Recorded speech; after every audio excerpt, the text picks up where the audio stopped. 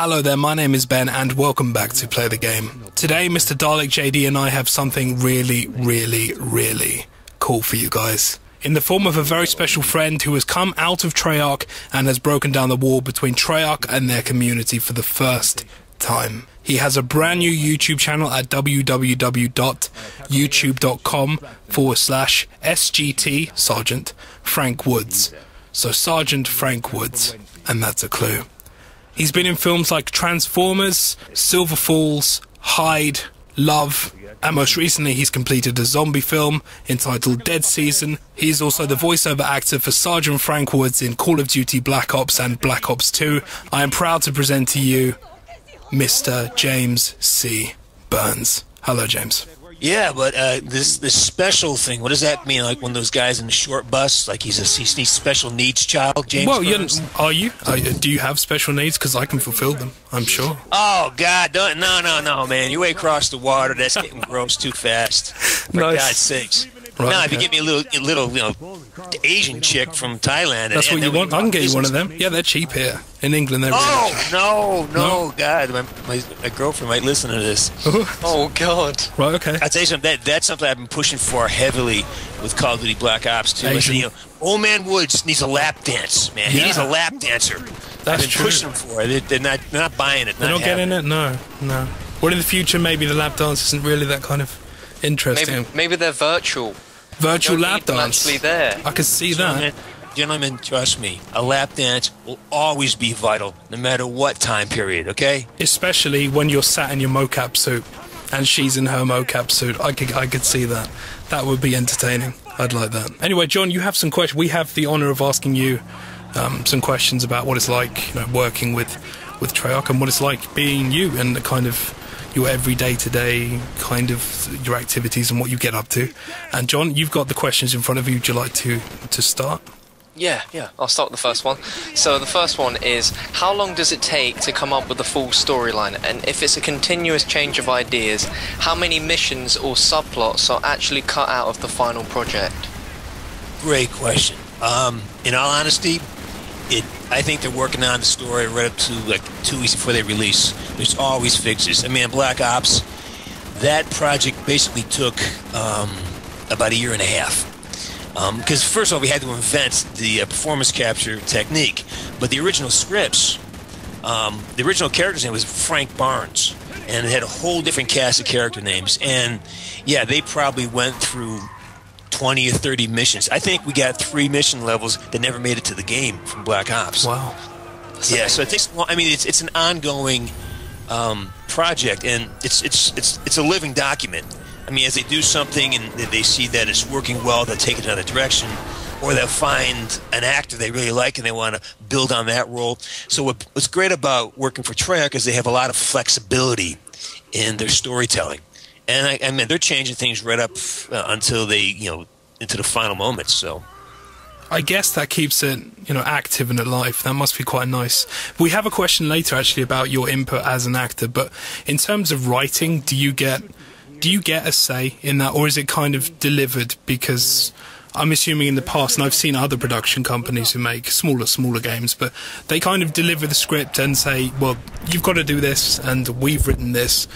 I just don't see them being that inflexible or unflexible. You know what I mean? I think that. Do you get any allowance? There's two answers to that. I got to be careful here because I don't sound like a fucking idiot. Yeah. All right. They have, again, the story is living. It's evolving. Once we garner the trust between myself and them, I get on set and I do some writing, and I say, Woods wouldn't say this. I'd say it like this. Yeah, I have input on the. I have input with the script, but that's only because of the trust I have developed with the writers and Treyarch over the last basically 4 years. So they trust my voice in the input. That being said, it's rarely you get to the set and you can change the script because it goes through so many levels of people signing off on it. I mean, once they write a script, they got to pass it up through all the different levels of Activision. They check it for legal. They check it for is it sanitary enough? Is it too much profanity? Does it cross certain lines? I mean, they do a lot of work to make sure that the script doesn't piss off too many people or piss off the wrong people. Yeah. So they're very meticulous as to what they hand down. So once you get the script, they really want you to stick to it, and it's also about plot, and storyline and character development. But because Woods is such an integral part of the franchise, we have some license with Woods. We can change a few things and augment the story, or we can try to connect some dots.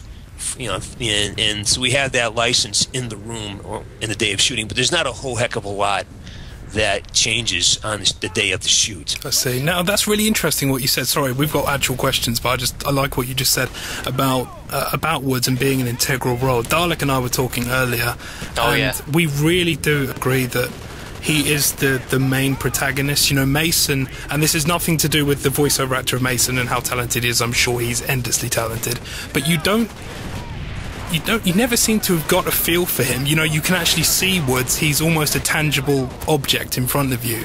And for that reason, obviously, you won the award because he was so lovable. Let me explain that to you. This is what's so unique about what Treyarch did, what we did with this, is the reason that's the voice of Ed Harris, okay? Yeah.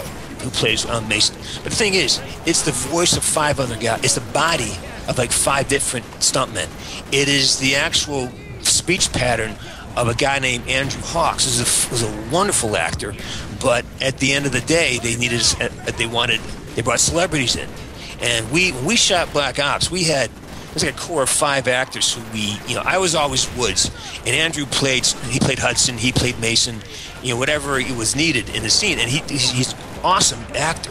Yeah. But at the end of the day, they wanted celebrity names, so basically these guys come in after everything's been done and lay voices down. Now, what makes Woods so compelling is that everything that Woods does, everything I did, every scene I shot was live action. It was a movie.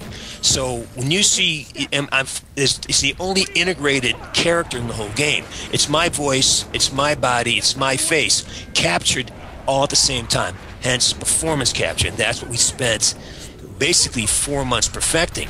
So Woods' my performance has the advantage that it's just like a film shoot. And the moments are real because you're talking to real actors. You're dealing with props and you're dealing with motion and movement, and that changes how you deliver a performance. So yeah, Woods pops because I don't think there's another character in video games up until Woods that had that. Entirely through the whole game. The only time I'm in the booth where it's a voiceover job is when it's battle chatter. And I'm screaming, don't shoot me in the ass, whatever that is. Yeah. But for most of the time, check your fire, soldier. That kind of shit. You get in a box and you scream for an hour. Yeah. But that's a good observation. But you and I were talking yesterday about mocap and the whole idea of it, and you really are saying that Treyarch are really pushing the boundaries there. And we're not going to name any other games, but you've said you have actually worked with games where the mocap, the motion capture stuff, just really hasn't been up to scratch, or it's been more CGI based.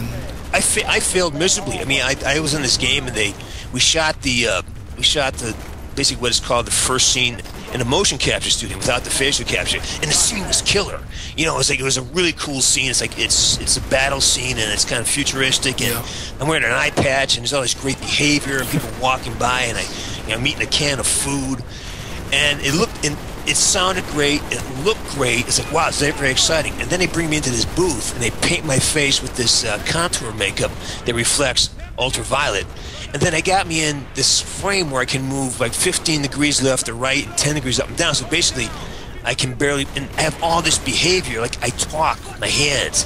Your head's down, it changes the way you deliver a line. Yeah. And I swear to God, dude, this one scene, it took me 50, 60 takes to get. I must say, I must have scared them shitless because, like, oh my God, it's gonna take forever with this guy. Yeah. I don't have that. There's voiceover guys who are great mimics, and they can really, like Nolan North. They're great mimics. They got all this like rubber consistency in how they have 1,000 voices. And they do all this great voice work. It's incredible. But I don't have that skill. I'm just an actor, man. I just show up and hit my mark and say my line, and I need people around me. I need contact. I need to have somebody to talk to, you know. So that's basically, it's kind of a flaw of mine, but it's also it allows me, you know, they know better than try to, you know, double someone else's body and have me come in and do lines, because I just suck at it. You know what I mean? So for lay people, you know, sorry, Dalek, go on. No, that's all right. It's all right. What were you saying, Ben? No, I was just saying, you know, for lay people who don't really understand mocap, which is me, I've never really been in that experience. What's your immediate feedback like? So you shoot a scene, unless it's just breaking territory you don't want to go into, but if you're shooting a scene, then what's your immediate feedback? How do you know if it looks good? Is there a monitor there with a replicated version of you, or what is it? How do you know that the interactive version is looking good? Yeah, I have. Actually, I'll be posting up a whole segment on... Yeah, you said that's good.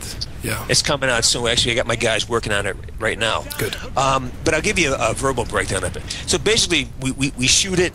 We'll go in, we'll rehearse it once or twice. I usually, if it's a big scene, I'll go into Treyarch a day before and sit down with like the writers and the directors, and we'll talk about the character. I'll give my input there, so I don't have to, like, you know, do it on the set. Yeah. Which is great, because no one has the egos, man. Everyone is. I mean, these are great guys to work with. I can't say that enough, and it's not bullshit. It's not propaganda. I love everybody at Treyarch. Well, you sound so enthusiastic about the whole thing. They just, you know, they're awesome. Yep. And so we get together, we talk about the character, we bring it in. Usually we have different actors come in, so we got to kind of teach them how to do the environment until they get practice in performance capture techniques. And then we rehearse it a few times, and then we'll just run it. And then usually we get pretty close, because they're smart. They hire really good actors. Yeah. I mean, the cast of Black Ops 2 is unbelievable right now. I can't tell you who it is, but there's some killer talent here working. I'm sure. Yeah. And even last year there's killer talent. So basically, we'll run the scene, you know, and then we have playback monitors. I go back and, you know, we love this part, like that part. And the tough thing about performance capture is that, in working in the volume, is that because you capture every possible surface at every possible angle all at once, there's no way to cut into a scene. So if a scene lasts 4 minutes, you got to get it right for 4 minutes. That means the choreography, the dialogue, the intentions. You got to make sure you have the environment correct, which means you spatially think, you know, how far things are, like where's the door, you know, where's the helicopter. You have to get it all right. So that's a really difficult task in and of itself. Actually, you're right about it. Sorry, I never noticed that. Yeah, you're right. There's no... It's all fluid. Like the Russian roulette scene, the famous one with you and Mason. Yeah. That's one whole take, that whole thing? Everything I'm in is one whole take. Yeah, I suppose because there's no breaks. Yeah. Wow. Because it's all from Mason's eyes. I get that. Yeah, I never thought of that. Yeah. The hardest one was Cuba. The very first, because that, you know, where I'm at the bar, we're talking, the guy got to stab his hand. Yeah. Shoot. Well, the hardest part was the girl dancing in the back. Having her arrive between the two of us at the right time, so you could, you know, so she accents it. And basically, we got that on the third take, and we're lucky because it all went perfectly. Because, you know, you get first take, you work out a few bugs, second take, and then you have the magic happen. All of a sudden, things just click, and it feels like a conversation. The people in the right place, the timing's right, everything's right. And then we try to, you know, you try to do one for safety, do one better, but, you know, we do one, you know, we're not going to get it better. Let's just quit now because it can't get better than that. Wow. Yeah, and that's where the beauty of it is. And that scene took 4 minutes to shoot. That thing is a 4-minute scene. Wow. So we got lucky. Sometimes you just get lucky, you know. Sometimes you got to take the best you can get. But we got lucky in a lot of this stuff. Well, Woods is lucky. He's a charm motherfucker. I'm telling you. He is lucky. Definitely lucky. He's a charm motherfucker. He's lucky to be alive. You can't kill me. Well, that's sure enough.